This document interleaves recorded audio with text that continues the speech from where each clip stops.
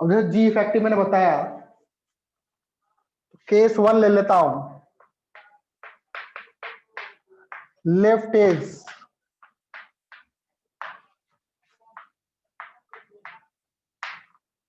Accelerating upward,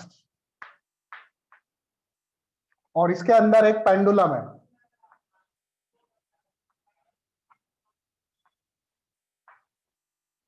lift ए acceleration से ऊपर जा रही है,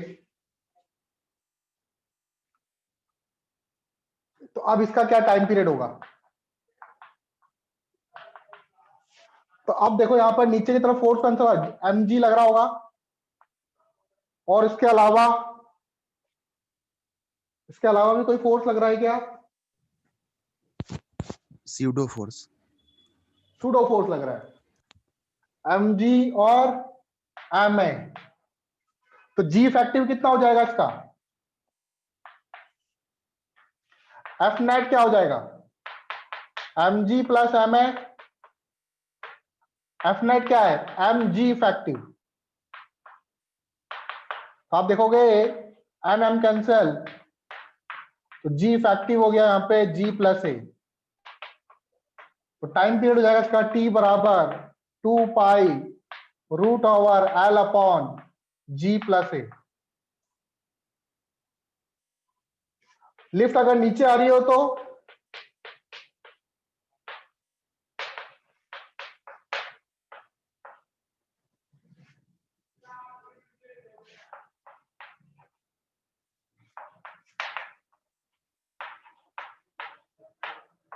लिफ्ट इज एक्सिलरेटिंग डाउनवर्ड्स,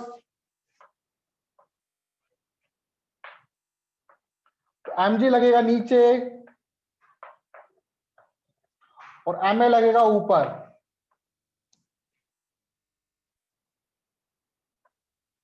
तो जी इफेक्टिव क्या हो जाएगा इस केस में? G minus a.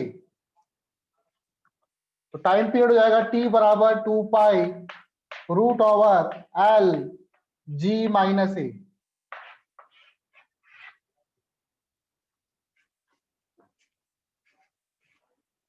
ठीक है, नोट कर लो इसको।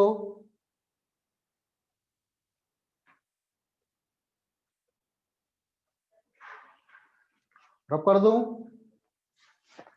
No sir. नहीं सर।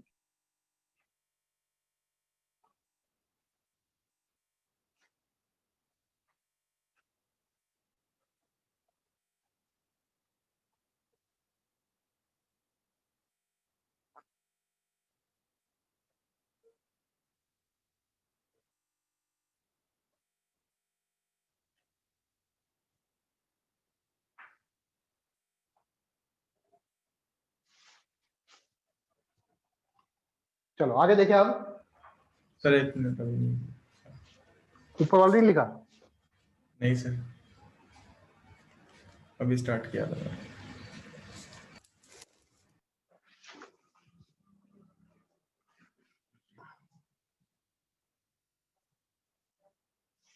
केस 3,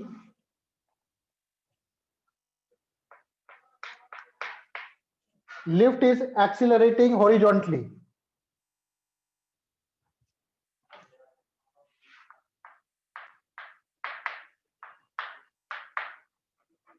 मान लो कोई गाड़ी में, गाड़ी इधर मूव कर रही है, मान लो ए एक्सीलरेशन से, ये पेंडुलम है। अब जी इफेक्टिव कितना होगा इस पर? एम जी लग रहा होगा ऐसे, एम ए लग रहा होगा सूडो फोर्स ऐसे। तो जी इफेक्टिव क्या होगा? एफ नेट बराबर एम जी का स्क्वायर प्लस एम ए का स्क्वायर होगा। वेक्टर सम से करेंगे हम लोग। एफ नेट बराबर एम जी इफेक्टिव, एम बाहर आ जाएगा तो यहां पर रूट लगाओ, g plus g square plus a square. G effective हो जाएगा under root g square plus a square. तो टाइम पीरियड हो जाएगा टी बराबर 2 pi root L under root g square plus a square. ठीक है,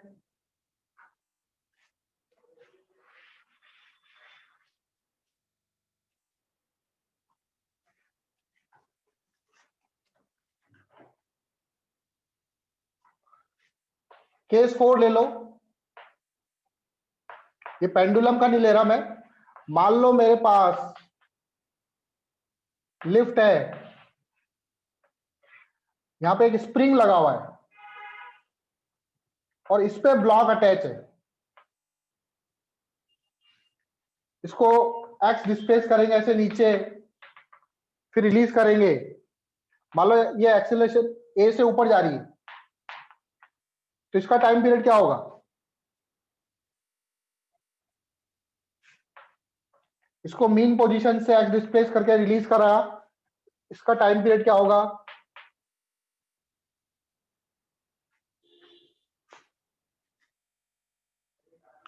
तो इसका टाइम पीरियड टी बराबर, हमने पढ़ा था स्प्रिंग ब्लॉक सिस्टम में, वहां पे आता है टी बराबर 2 pi under root M by K. अब इसके टाइम पीरियड में कहीं पर भी एक्सीलरेशन जी नहीं आ रहा है, तो स्प्रिंग ब्लॉक सिस्टम में टाइम पीरियड पर एक्सीलरेशन का कोई इफेक्ट नहीं पड़ता है। फ्रेम ऑफ रेफरेंस के एक्सीलरेशन का कोई इफेक्ट नहीं पड़ता है। यहां पे नोट करके लिख लेना, for spring block system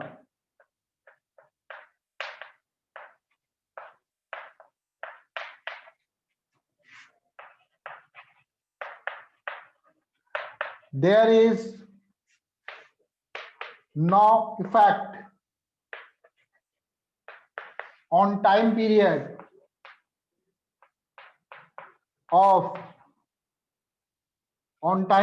due to acceleration of frame of reference।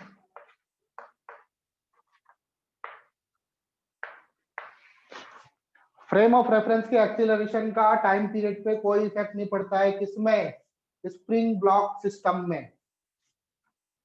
बोलो समझ गए? हाँ सर। क्योंकि इसमें जी की कोई टर्म आती नहीं है, तो जी की टर्म नहीं आती, कोई एक्सेलरेशन की टर्म आती नहीं है, तो टाइम पीरियड का कोई इफेक्ट नहीं पड़ता। ठीक है,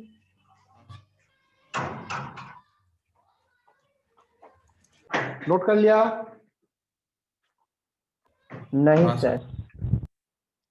चलो इसके बाद आता है, अब हमने सिंपल पेंडुलम पढ़ लिया। अब सिंपल पेंडुलम के बाद पढ़ेंगे, अब ये तो सिंपल पेंडुलम था, अब पढ़ेंगे कंपाउंड पेंडुलम। कंपाउंड पेंडुलम कैसा होता है? कंपाउंड पेंडुलम किसी भी तरह की बॉडी हो सकती है। जैसे मान लो ये बोर्ड है, ये बोर्ड भी एक तरह का कंपाउंड पेंडुलम बन सकता है। अच्छा सर। बता रहा हूं, कंपाउंड पेंडुलम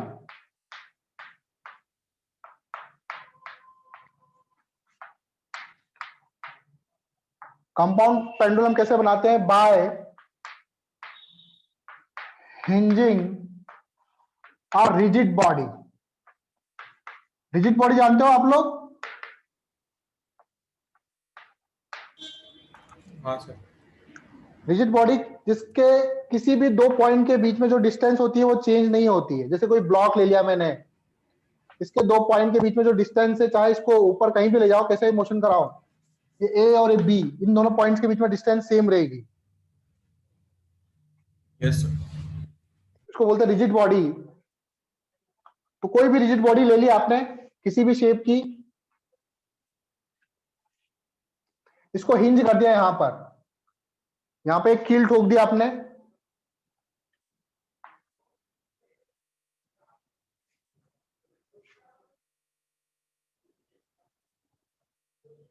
ठीक है, इसका सेंटर ऑफ मास कहीं भी ले सकते हो, सेंटर ऑफ मास ये रहा। ठीक, इसको ऑसिलेट कराओगे आप लोग तो इसका जो ऑसिलेशन होगा उसको बोलेंगे कंपाउंड। ये कंपाउंड पेंडुलम की तरह बिहेव कर रहे हैं। अब जैसे मैंने इसको ऐसे रोटेट किया, वैसी बॉडी तो बनी नहीं।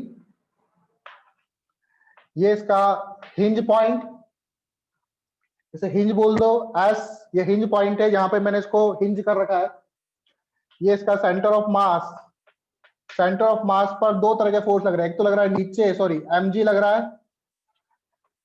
एक कंपोनेंट ये मान लो ये थीटा एंगल पर है, वर्टिकल से ये एंगल थीटा, ये हो जाएगा mg cos थीटा, और इधर वाला कंपोनेंट हो जाएगा mg sin थीटा। तो mg sin थीटा के कारण ये क्या करेगा, ऑसिलेट करेगा इस हिंज के अलोंग। ठीक है, तो इसको हम बोलेंगे कंपाउंड पेंडुलम। बोलो आया समझ में? अब इस पे क्वेश्चंस करेंगे हम लोग। Yes sir. सेम वही जैसे सिंपल पेंडुलम में टॉर्क निकाला था, इसमें भी जो नेट टॉर्क होगा वो कितना होगा, माइनस एम जी। मान लो ये डिस्टेंस कितनी है, एल, सेंटर ऑफ मास की, तो minus m g l sine theta. Again theta जो होगा very small, if theta is small तो टॉर्क इक्वल टू लिख देंगे minus m g l into theta. Torque equal to होता है I alpha minus m g l theta. Alpha बराबर हो जाएगा minus m g l by I into theta. अब ये वाली क्वांटिटी क्या हो जाएगी, ये हो जाएगा आपका ओमेगा स्क्वायर। अगेन यहाँ पे जो अल्फा होगा वो प्रोपोर्शनल होगा किसके, माइनस थीटा के। तो एसएचएम करेगा,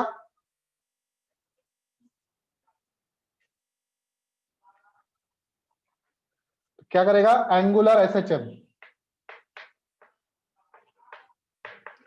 टाइम पीरियड क्या हो जाएगा इसका, टाइम पीरियड होता है 2 pi by omega, omega square आया एम जी एल आई, तो 2 पाई वैल्यू रखो इसकी,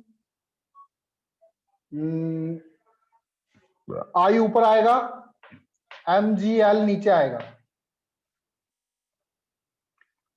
तो ये आपका फॉर्मूला हो गया। आई क्या है यहाँ पे, आई है मोमेंट ऑफ इनर्शिया, एल क्या है, एल है आपका एक्सिस से सेंटर ऑफ पॉइंट की डिस्टेंस, एल है distance between hinge point and centre of mass. Centre of mass और हिंज पॉइंट के बीच में कितनी डिस्टेंस है, दैट इज एल। एम तो पता ही है, मास जी पता ही है आप लोगों को। अगेन जी यहाँ पे जी इफेक्टिव लेंगे, ध्यान रखना। Yes sir. नोट कर लो।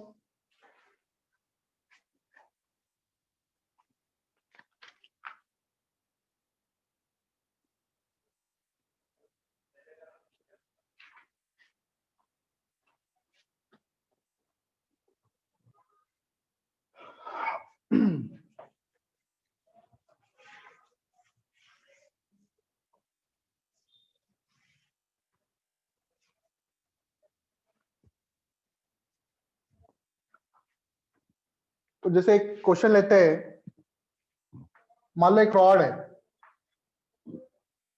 एम इसका मास है, एल इसकी लेंथ है। इसको मैंने यहां से हिंज कर रखा है और फिर इसको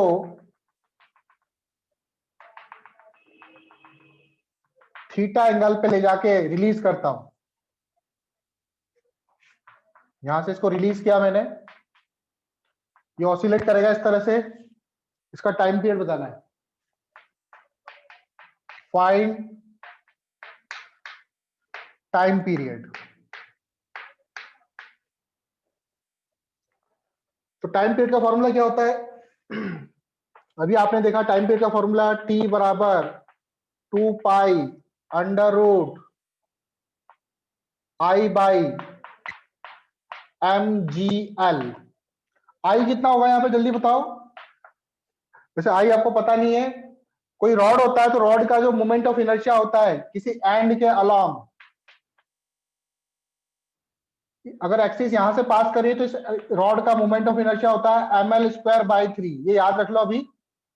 और अगर एक्सिस बीच में से पास कर रही है तो इसका होता है ml²/12, किसका, रॉड का। तो ये एक्सिस यहां से पास कर रही है एंड से, तो इसका मोमेंट ऑफ इनर्शिया हो जाएगा ml²/3। और यहाँ पे स्मॉल एल की वैल्यू क्या होगी, सेंटर ऑफ मास से डिस्टेंस। सेंटर ऑफ मास कहां पर है, यहां पे होगा बीच में। तो ये डिस्टेंस कितनी हुई, ये स्मॉल एल इक्वल टू का l/2। बात समझ में आ रही है। Yes sir. तो एल हो जाएगा आपका कैपिटल L/2, वैल्यू पुट कर दो, टाइम पीरियड आएगा t बराबर 2 पाई अंडर रूट आई की जगह लिखूंगा ml²/3 mg capital M g L की जगह लिखूंगा L/2, 2 ऊपर चला जाएगा, M से M कैंसिल, एक L से L कैंसिल। तो t बराबर हो जाएगा 2 pi root over 2l/3g। This is the time period. बोलो आया समझ में। Yes. बस आपको ये चीज याद नहीं है, ये चीज आपको याद नहीं है। बताइए ना सर। कुछ नहीं बेटा, डायरेक्ट फॉर्मूला रखना है। 2 पाई अंडर रूट आई, आई कितना होता है, आई मैंने बताया कि रॉड के लिए आई अगर एक्सिस यहां से हो एंड से तो उसका फॉर्मूला होता है ml²/3।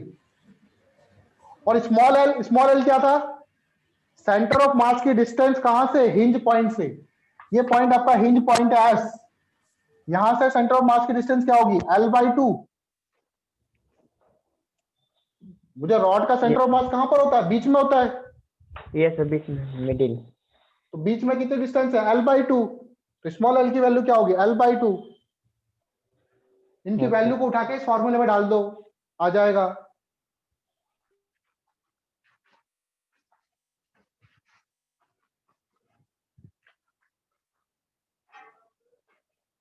ठीक है, इसको नोट करो।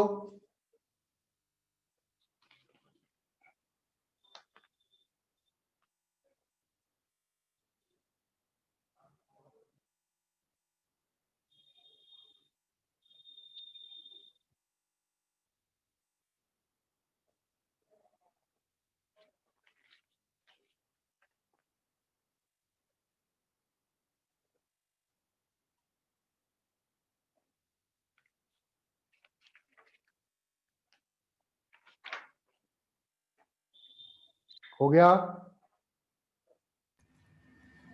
1 मिनट सर।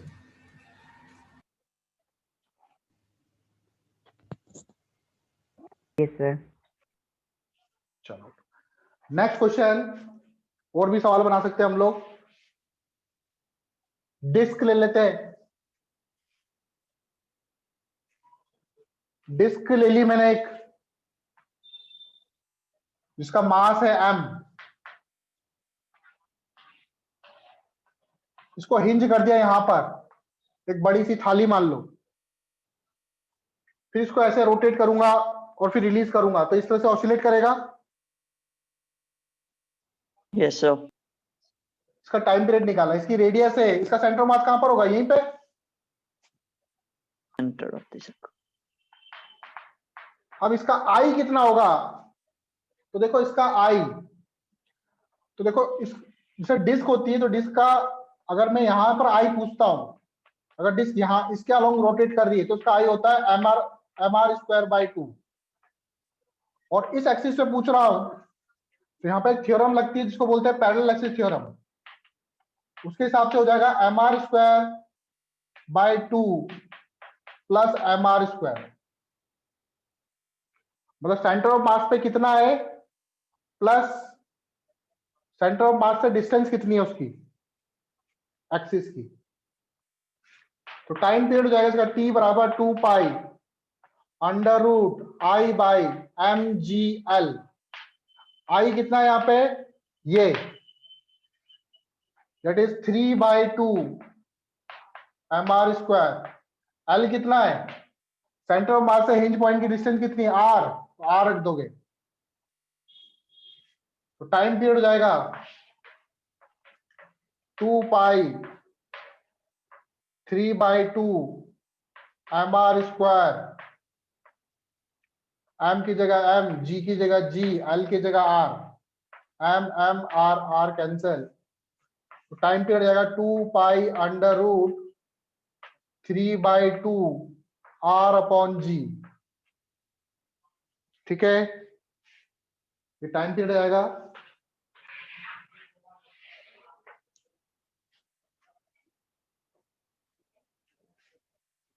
समझ गए? हाँ सर। Yes, बस sir. आई ध्यान रखना, आई अभी आई पे ज्यादा ध्यान मत दो, आई बता दूंगा मैं कैसे आएगा।